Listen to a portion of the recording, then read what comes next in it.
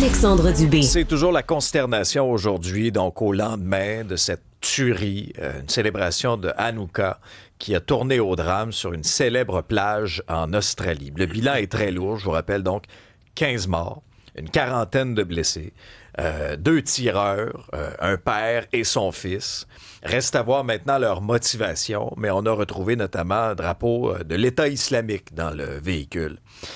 Pour tenter de comprendre un peu la séquence des événements et revenir sur ce geste vraiment héroïque de la part d'un homme qui a réussi à désarmer un des tireurs, Stéphane Wall, superviseur retraité au SPVM, spécialisé en usage judicieux de la force. Bonjour, M. Wall.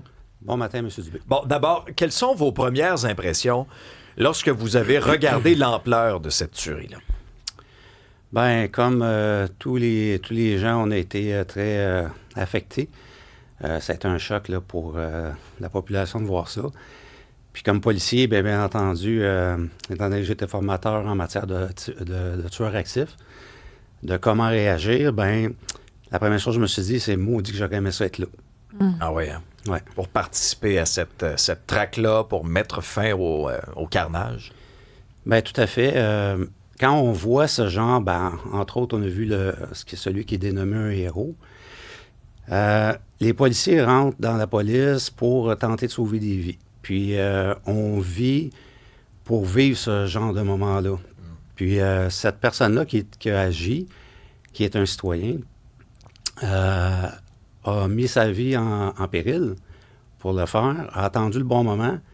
Et on ne dit pas aux citoyens de faire toujours des actions comme ça, c'est pas ça le point.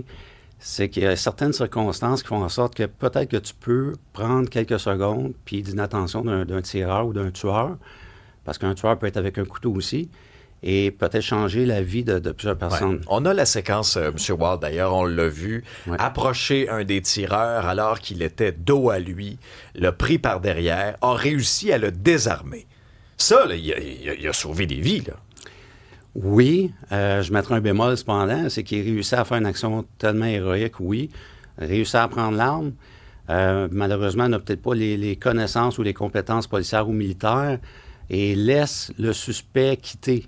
Donc, le suspect quitte, retourne voir son fils sur le pont et malheureusement, il y avait d'autres armes sur le pont et recommence à tirer. Donc, lorsque tu neutralises une menace, tu dois t'assurer qu'elle va être neutralisée complètement puis qu'elle ne continuera pas à tirer. Qu'est-ce qu'il aurait pu faire pour le neutraliser? Bien, avec des connaissances policières ou militaires, c'est certain que l'individu ne se serait pas éloigné. Donc, le frapper avec l'arme, à la limite, si tu n'étais pas prêt à tirer. Ou sinon, à la limite, c'est un coup de feu, peut-être au niveau du bassin, au niveau se rapprocher de lui. Il faut l'empêcher de quitter les lieux. Dans la police, on va souvent dire isoler, contenir une personne, une menace. Le pire qu'on peut faire, c'est de le laisser repartir. Donc, il faut s'assurer d'utiliser la force nécessaire pour pas qu'il reparte. Est-ce qu'il y avait un risque aussi que les policiers le prennent pour le tireur? Moi, quand j'ai vu cette séquence-là, je me suis dit aïe, aïe, aïe. Tout à fait. Ouais. C'est pour ça que je ne sais pas s'il y a quelqu'un qui lui a dit, mais on voit à un moment donné que là, il met sa main, il laisse l'arme au sol, parce que peut-être qu'il a vu des policiers arriver aussi dans son champ de vision. Mais effectivement, les policiers qui ne savent pas tournent le coin, se lèvent la tête, ils sont peut-être en arrière d'une auto, voient un homme armé, se disent « OK, c'est lui ». Donc, c'est très, c'est des fractions de secondes des fois. Là. Quelles sont les particularités, les difficultés d'une intervention comme ce qu'on a vu là, dans cette plage, la plage Bundy, en Australie, célébration à Hanouka, les gens sont festifs, c'est une journée qui devait être heureuse. On est à l'extérieur, vaste endroit. Est-ce que tout ça, ça fait partie des difficultés supplémentaires pour les policiers d'intervenir? Oui, en fait, tous les contextes sont différents. Donc, quand on va faire face à un tueur actif à l'intérieur d'un bâtiment, bien là, on va être un peu plus, disons, dans des environnements fermés qui peuvent nous emmener certaines limites aux déplacements tactiques, etc. À l'extérieur, bien là, il faut servir de l'environnement comme policier. Donc, ce qu'on a dans un parc, dans un endroit public comme ça, on a des armes, on a des véhicules, comme on peut le voir, on a du béton à certains endroits. Il faut se servir de tous ces objets-là pour se protéger balistiquement, parce qu'on a le veste pare-balles, mais c'est pas suffisant avec des armes longues. Donc, il faut se protéger avec ce qu'on a dans l'environnement, puis il faut essayer d'avoir des angles d'attaque qui vont être différents. Il faut que les tireurs ou les tueurs ne savent pas d'où va provenir la réplique. Donc, si tu arrives à sa gauche, à sa droite, en arrière, il cherche d'où viennent les coups de feu contre lui. Et c'est là qu'à un moment donné, tu as un instant d'inattention où ce que tu peux avoir une opportunité d'atteindre le tireur. La grosse difficulté pour les policiers qui sont confrontés avec des suspects avec une arme longue, c'est que les policiers patrouilleurs, normalement, n'ont pas d'arme longue immédiatement à porter à côté d'eux autres. Il y a certains véhicules qui en ont, mais ça peut prendre 8-10 minutes avant qu'ils se rendent sur les lieux. Donc, ils sont désavantagés, là.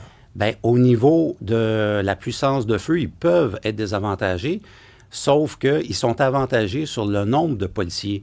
Donc, si tu as 1 ou 2 suspects qui sont armés, mais que tu as 15 ou 20 policiers autour, ils sont désavantagés, ces tireurs-là. Donc, c'est pour ça que nous autres, on a toujours enseigné à nos policiers à Montréal, la mentalité du gagnant, c'est la force de l'équipe de travailler ensemble puis d'aller vers la menace pour le neutraliser le plus rapidement possible.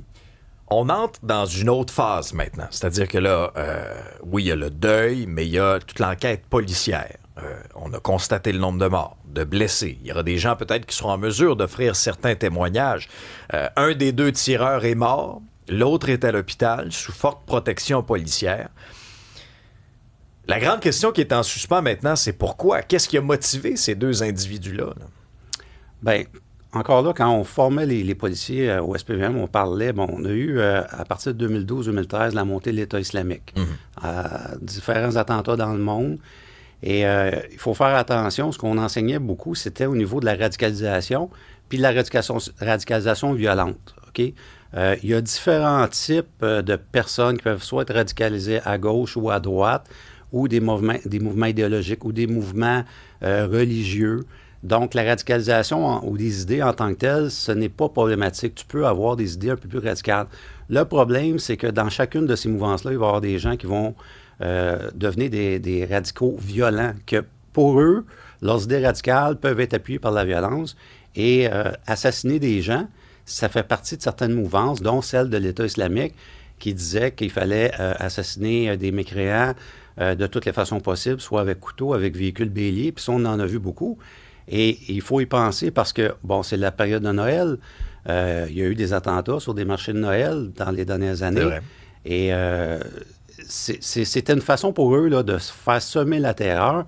Là, on va voir ce qui va sortir de l'enquête. Est-ce que c'était vraiment, apparemment, qu'il y avait un drapeau de l'État islamique ou dans le véhicule? Ouais. Ça va être déterminé. Le sujet fait réagir sur la messagerie texte. On a Antoine, entre autres, puis il n'est pas le seul. Là, ça rentre par rapport au fait qu'on trouve cet homme héros. On le nomme super-héros, mais il y en a qui se demandent, au Canada, est-ce qu'on aurait considéré que c'est un héros avec notre système? Est-ce qu'il aurait même pu être accusé de tentative de meurtre? Est-ce qu'on aurait pu l'accuser de quoi que ce soit, d'avoir voulu sauver?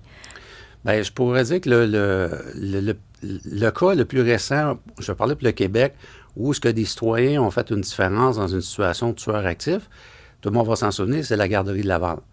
La garderie de Laval, c'est un tueur actif. Oui, c'est quelqu'un qui a l'esprit dérangé, qui a été reconnu non coupable, mais c'est quelqu'un qui rentre avec un véhicule bélier, un autobus, rentre dans une garderie, sort de l'autobus, et qui intervient? Les parents. C'est des pères. C'est des parents. Ouais. Qui décident, parce que les policiers ne sont pas à côté, c'est les parents qui décident de sauter en travaillant en équipe puis de maîtriser le suspect. Eux autres aussi, c'était des héros. Donc, puis c'est arrivé dans l'histoire canadienne, américaine aussi, que des citoyens, certains citoyens ont fait ce genre de geste-là. Si tu réussis à prendre une arme à feu, puis il faut jamais oublier qu'un suspect peut avoir une deuxième arme à feu sur lui. Lorsque tu as un tireur ou un tueur actif, c'est pas parce que tu enlèves une arme qu'il n'y en a pas une autre. Donc, c'est toujours une question de limite. Est-ce que je suis obligé de faire feu dessus? Si la réponse est non, tu le fais pas. Tu es quand même un héros. Mais si cette personne-là veut sortir une autre arme, veut s'éloigner, puis tu es obligé d'essayer de protéger la vie, comme citoyen, tu peux utiliser la force nécessaire pour le garder sur place. Donc, comme je le disais précédemment, frapper peut-être avec la crosse de l'arme, ça peut être une option. Mais une chose certaine, il ne se relève pas du sol. Il ne faut pas qu'il quitte les lieux, parce qu'il peut avoir une autre arme plus loin. Je veux profiter de votre expertise aussi sur un autre sujet qui nous a touchés, qui est plus près de nous, cette histoire entourant la mort de Noran Rezaï, cet adolescent abattu par un policier à Longueuil lors d'une opération. Ça a bougé énormément la semaine passée. Il y a eu la famille de l'adolescent qui a intenté une poursuite contre le SPAL. Il y a eu la mairesse de Longueuil qui a demandé une enquête sur son propre corps de police. Et là, vendredi, à l'émission Le Bilan avec Emmanuel Latraverse sur LCN, il y a le ministre de la Sécurité publique, M. Lafrenière, qui a dit « Oui, je vais en faire une enquête. Reste à voir quand pour pas nuire à celle qui est en cours là, du Bureau des enquêtes indépendantes. » Vous, dans votre esprit, est-ce que c'était la bonne chose à faire? Puis est-ce qu'il y a on a qualifié ça de zone d'ombre, là, mais est-ce qu'il y a des choses qui, à première vue, selon votre regard, marchent pas là, dans la chronologie des événements de la police de Longueuil? Bien, moi, je pourrais dire par expérience personnelle que j'ai été superviseur de quartier, donc ça m'est arrivé de déclencher, en fait, de vivre une situation où j'avais besoin de l'état-major, puis du bureau des enquêtes indépendantes. Donc, comment ça va se passer idéalement, c'est que tu contactes tes superviseurs, ton état-major, ton commandant de poste de quartier, ça monte jusqu'en haut, et après ça, il va y avoir un contact qui va être fait vers le BEI. Ça prend combien de temps? Dans les règles du BEI, c'est pour ça qu'on est rendu dans cette situation-là, c'est que c'est immédiatement. Donc, c'est pas une heure et demie après. Là. C'est le plus rapidement possible, OK? Donc, s'il y a eu un délai d'une heure et demie, bien là, il y a une question à se poser, d'un. Maintenant, la deuxième question que moi, je me pose une question, comme beaucoup de personnes, c'est la prise de déclaration. On parle qu'il y aurait peut-être de 15 à 16 déclarations qui ont été prises avant l'arrivée des enquêteurs. Le travail du corps policier qui est impliqué dans l'événement, ce n'est pas de faire enquête, c'est vraiment de protéger la scène, retirer les policiers qui sont directement impliqués. Donc, c'est exemple, tu as 5-6 policiers impliqués directement dans l'événement, tu les retires, tu les isoles, tu les amènes au poste ou à l'hôpital s'il y a un choc traumatique, tu les isoles pour pas qu'ils se contaminent au niveau des témoignages. Puis après ça, les enquêteurs, eux autres, vont arriver, vont s'occuper de la scène, rencontrer les témoins, faire les déclarations et vont s'arrimer aussi avec un corps de police de soutien. Parce que le BEI, eux autres, vont enquêter les circonstances des policiers impliqués dans l'événement, vont faire un rapport qui va être remis au DPCP. Et c'est le DPCP qui va décider en fonction de toute l'analyse de la preuve s'ils vont porter des accusations ou non. Et le corps de police en soutien, bien, lui, il va être là pour regarder est-ce qu'il y a eu des actes criminels des individus commis juste avant l'arrivée des policiers. Stéphane Wall, superviseur retraité au SPVM, spécialisé en usage judicieux de la force. Merci pour vos explications. Merci.